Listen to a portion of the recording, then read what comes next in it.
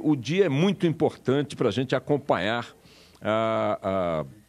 o noticiário político, porque fatos que vão acontecer no âmbito judicial terão forte impacto no noticiário político e nos desdobramentos das operações contra a corrupção em andamento no país.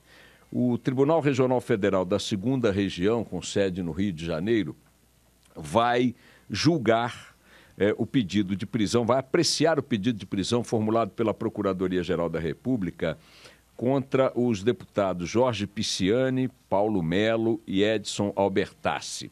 Esses são 3 grandes tubarões do PMDB, deputados estaduais. O partido atua e forma uma quadrilha com grande poder no estado do Rio, o 2º estado em importância econômica do país, ex-capital da República, capital do Império, capital da colônia, cidade que é a porta de entrada do turismo internacional e, sem dúvida, a cidade brasileira com maior visibilidade fora do Brasil. Portanto, é uma vitrine do que acontece por aqui. Esses 3 tubarões que integram a máfia do PMDB, comandada pelo hoje presidiário Sérgio Cabral, que também teve forte influência do hoje presidiário Eduardo Cunha e que ainda tem solto no comando do Estado, espero eu, o futuro presidiário Pezão, governador do Rio. Esses 3 deputados tiveram o pedido de prisão solicitado pelo Ministério Público Federal nas últimas horas, anteontem, em função de uma Operação Cadeia Velha, que expôs e está investigando a ação da quadrilha dos ônibus, fortemente articulada, com a movimentação de milhões e milhões e milhões de reais em propinas no ambiente legislativo e executivo do Estado do Rio, num modelo de operação que se repete em muitos outros estados, em muitas outras cidades, onde as empresas de ônibus atuam num ambiente de plena promiscuidade com esses outros setores que decidem tarifas, setores que decidem concessões de linhas, setores, enfim, que regulam serviços dos quais você, cidadão e cidadã, dependem todos os dias. Essas figuras, esses tubarões, esses mafiosos, eles não foram presos ainda porque o Tribunal Regional Federal ainda não apreciou o pedido de prisão da Procuradoria-Geral da República, coisa que deve fazer hoje. E há uma movimentação que até o jornal o Globo denuncia hoje, numa reportagem do Jefferson Ribeiro e do Marcelo Remígio, que a Assembleia Legislativa, com os demais parceiros morais dessa trinca de corruptos, já articulam convocar uma sessão extraordinária em menos de 24 horas, depois da decisão do Tribunal Regional Federal do Rio. Caso os desembargadores federais mandem prender Jorge Pisciani, Paulo Melo e Edson Albertassi, para tornar nula a ordem de prisão.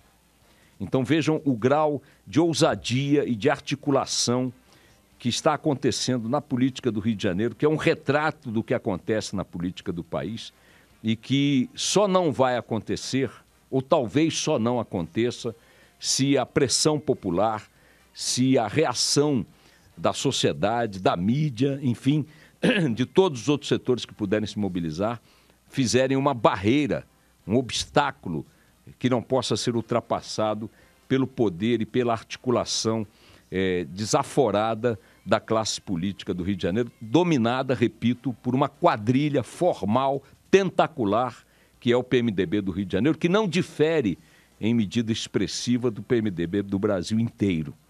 Vejam que quando a gente diz que algo como isto pode acontecer, ou seja, um tribunal determinar a prisão de figurões da máfia política e os seus aliados na máfia política reverterem essa decisão da justiça em menos de 24 horas, que é o que está sendo articulado no Rio, a gente não está diante de um panorama que pareça tão estranho ou que seja tão estranho assim na realidade nacional em relação à corrupção.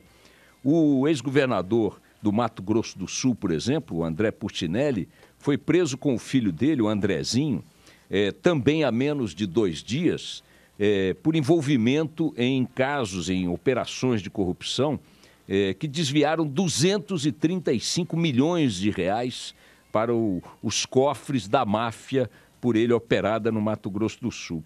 Pois menos de 48 horas depois, os dois, o ex-governador e o filho, já estão soltos sequer com o uso de tornozeleiras. Desta vez foi o próprio Tribunal Regional Federal da Terceira Região, com sede em São Paulo, que lhes concedeu liberdade com essa velocidade astronômica. O sistema prisional brasileiro está cheio, lotado, milhares de presos que não conseguem apreciação de seus apelos, seus pedidos, suas progressões de pena ou seus julgamentos, mas estes figurões da política, estes figurões das máfias que dominam o Brasil, conseguem benefícios com uma rapidez astronômica ou deles se libertam também, dos castigos se libertam também com velocidade idêntica. Eu fico me perguntando, Barão e Carla Bigatto, se o Pulcinelli foi solto 24 horas depois, a despeito do escândalo de que está sendo investigado, de duas uma. Ou ele não tinha que ter sido preso, e nós estamos diante de uma operação das polícias e dos procuradores, dos promotores e tudo mais, fundamentada em nada, essa gente está brincando, ou ele tinha que ter sido preso, e aí quem não pode soltar é a justiça 24 horas depois. Porque esse tipo de ida e vinda, diante de cifras tão escandalosas, afronta a população. Um cidadão que está agora na fila de um hospital, está correndo atrás de um emprego, que está atolado atrás de dívidas, correndo atrás de prejuízos e tudo mais, dentro do ônibus, dentro do trem, esse cidadão não consegue fechar um raciocínio aceitável diante desses episódios, do que está acontecendo no Rio, do que acontece em Mato Grosso do Sul. Agora saiu a notícia, deputados caçados por corrupção, caçados pela própria Câmara por corrupção, por bandalheiras, continuam recebendo salários que vão de 8 a 23 mil reais por mês. Os dois maiores salários são pagos a Roberto Jefferson, do PTB, figura central no caso do Mensalão, que vai todo dia para a televisão para arrotar moral e bons costumes nas campanhas do PTB, partido dele, e o outro, Pedro Correia, deputado caçado, está preso por corrupção apurada pela Lava Jato. A Câmara dos Deputados paga a essas figuras condenadas, caçadas por ela própria, 23 mil, 24 mil reais por mês. Você vai para a reforma ministerial que o Temer está preparando, e os jornais hoje noticiam que a reforma está sendo cirurgicamente montada para evitar que os deputados, ou os ministros, melhor dizendo, investigados pelas operações contra a corrupção, permaneçam nos seus cargos para preservar o foro privilegiado. Ou seja, não é uma reforma ministerial montada para recompor bases parlamentares ou para ajustar programas de governo, programas nacionais, ajustes de programas partidários. Não é uma reforma política, é uma reforma policial. Os ministros inamovíveis são e continuarão sendo os ministros que podem ser atingidos por investigações de corrupção, ou já estão atingidos por elas, mas que precisam do foro privilegiado que o cargo de ministro concede, porque assim entende o presidente da República. Pelo amor de Deus, isso é uma loucura. Quem é que está suspeito aí de ter roubado o cofre da viúva? Eu. Então você não vai ser demitido. Esse é o padrão. Então vejam, Rio de Janeiro, Mato Grosso do Sul, Brasília, Câmara dos Deputados, e por aí você vai. Hoje também, na Folha de São Paulo, uma reportagem do Fábio Fabrini e da Letícia Casado e do Reinaldo Turolo Júnior, diz que o ministro dos Esportes, Leonardo Pisciani, não por acidente filho do tal Jorge Pisciani, o quadrilheiro do Rio de Janeiro, movimentou negociações para levar para a sua empresa de propaganda verbas de publicidade federais, segundo delação do marqueteiro do PMDB, Renato Pereira, feitas à Procuradoria-Geral da República. Agora, para a cereja do bolo, meu caro Barão, você sabe qual é o nome da empresa de propaganda do ministro Leonardo Pisciani, cujo pai pode ser preso hoje e o irmão está preso desde anteontem? O nome da empresa dele? Prole. É Prole.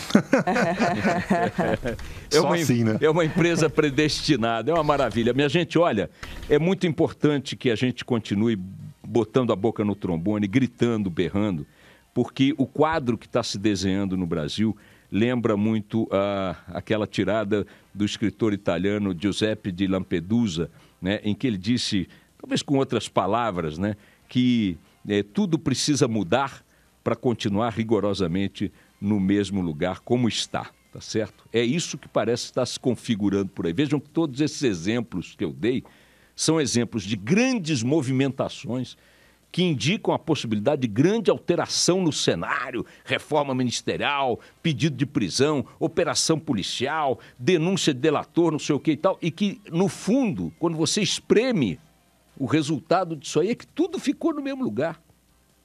As figuras continuam soltas, as figuras não são presas, as figuras continuam ministros, as figuras continuam mandando, as figuras continuam intocadas e recebendo salários da Câmara dos Deputados.